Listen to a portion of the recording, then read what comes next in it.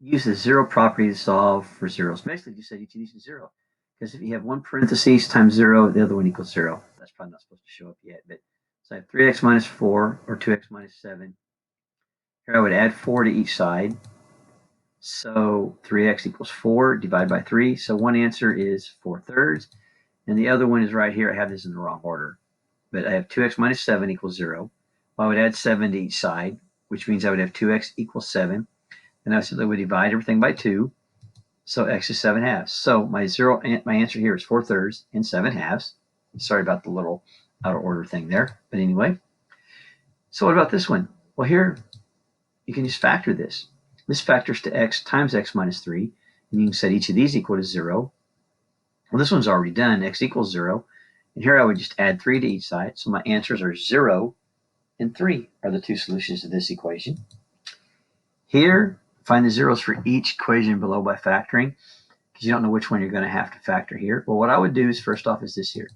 If you factor 6, it's 6 and 1, 3 and 2. Now notice the first one is a minus, so I'm going to put a minus here, and I have 5 and 1. I'm looking for the number that makes the middle one. Well, 5 is the middle one, and what you always have is this. The larger number will always match the middle sign. So here 6 is larger than 1. It has to match that negative. And if the last one's negative, they have to be different. So that factors to this. And then I set each of these equal to 0. So x would simply be 6. And then here I would minus 1 from each side here. So x would be -1. That would be the A answer. The B answer, this time it's a plus. So I'm going to add the numbers. And notice 7 makes the middle number. So this time I'm going to do the same thing I just did. X with the 6, x with the 1.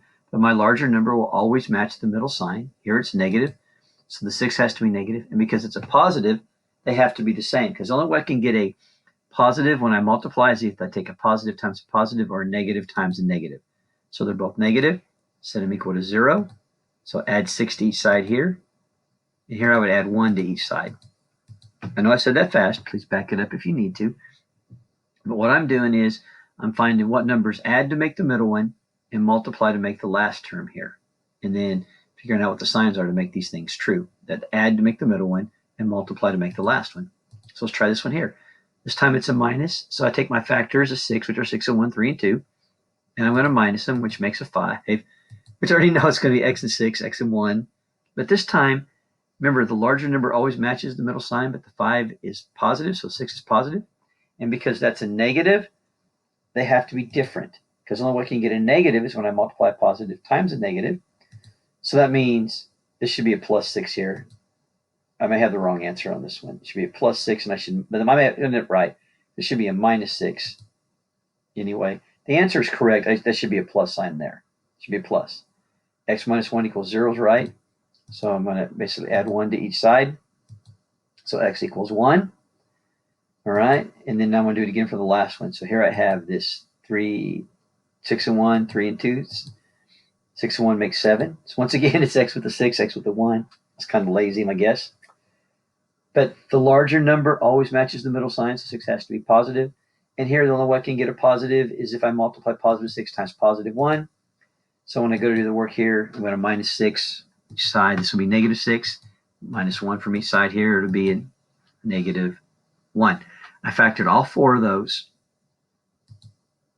And now I'm going to do one that's the MF darn. You do kind of the same thing. Take 3 times the 12 first. What I call the AC term. All right, so I'm going to call it the AC method. And you get 36. Now I'm going to factor 36.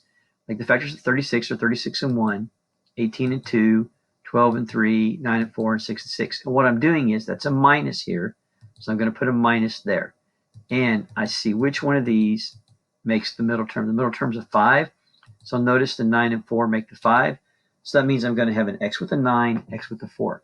And just like I did on the previous thing, the larger number always matches the middle sign.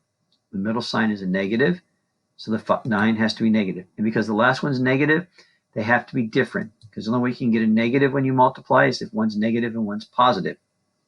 Now, y'all, 9 times 4 is not 12. Okay? I multiplied by that 3 to get the 36. Now I got to divide by that 3 that I multiplied by.